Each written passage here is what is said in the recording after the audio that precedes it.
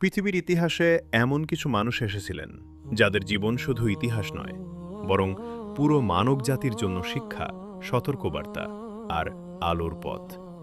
তারা ছিলেন আল্লাহ নির্বাচিত বান্দা, নবী ও রাসূল। আল্লাহ যুগে যুগে নবীদের পাঠিয়েছেন মানুষকে সত্যের পথে ফিরিয়ে আনার জন্য।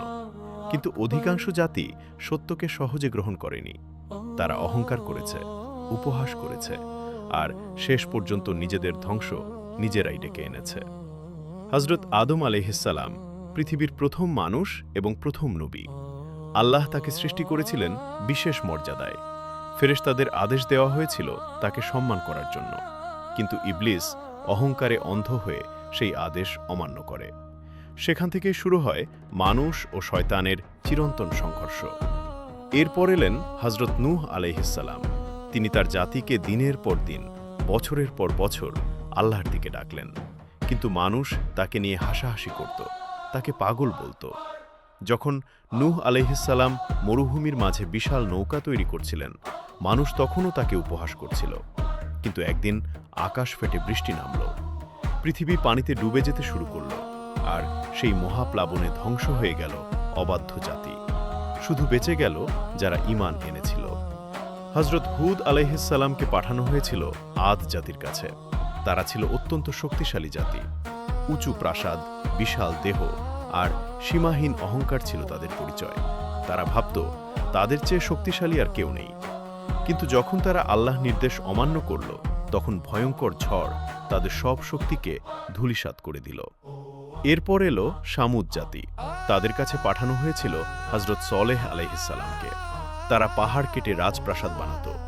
আল্লাহ তাদের জন্য এক অলৌকিক উটনী পাঠালেন নিদর্শন হিসেবে, কিন্তু তারা সেই নিদর্শনকেও অস্বীকার করল, এমনকি উটনীটিকে হত্যা করল। তারপর এক ভয়ঙ্কর শব্দ, এক প্রচণ্ড ভূমিকম্প, আর মুহূর্তেই শেষ হয়ে গেল পুরো জাতি। হযরত ইব্রাহিম আলাইহিসসালাম ছিলেন তাওহীদের মহান দাওয়াতদাতা। তার জাতি মূর্তি পূজা করত। তিনি মানুষকে বলেছিলেন, যে মূর্তি নিজেকে রক্ষা করতে পারে না, সে কিভাবে মানুষের উপাস্য হতে পারে। কিন্তু তার কথা কেউ শুনতে চায়নি, বরং তাকে বিশাল আগুনে নিক্ষেপ করা হয়েছিল। কিন্তু আল্লাহ বললেন, হে আগুন, ঠান্ডা হয়ে যাও। আর সেই আগুন ইব্রাহিম আলাইহিসসালামের কোনো ক্ষতি করতে পারেনি। হযরত লূত আলাইহিসসালাম তার জাতিকে অশ্লীলতা ও সীমালঙ্ঘন থেকে বিরত থাকতে বলেছিলেন, কিন্তু তারা সত্যকে প্রত্যাখ্যান করল। অবশেষে আকাশ থেকে নেমে এলো ভয়ঙ্কর আযাব, ধ্বংস হয়ে গেল পুরো জাতি।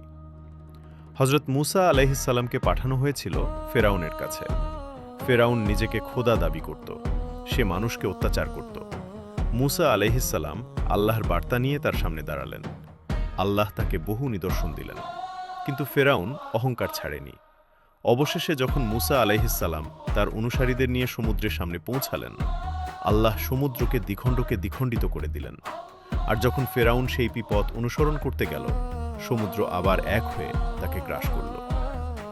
হযরত ঈসা আলাইহিসসালাম মানুষকে দয়া, ভালোবাসা আর আল্লাহর ইবাদতের দিকে ডাকতেন।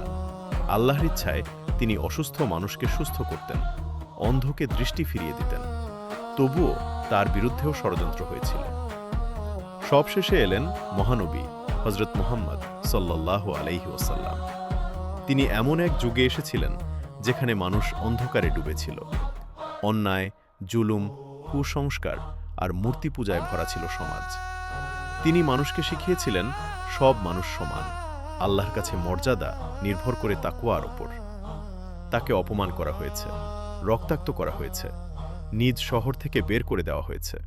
তবুও তিনি মানুষের জন্য দোয়া করেছেন, আর ধীরে ধীরে ইসলামের আলো ছড়িয়ে পড়ে পৃথিবীর এক প্রান্ত থেকে আরেক প্রান্তে।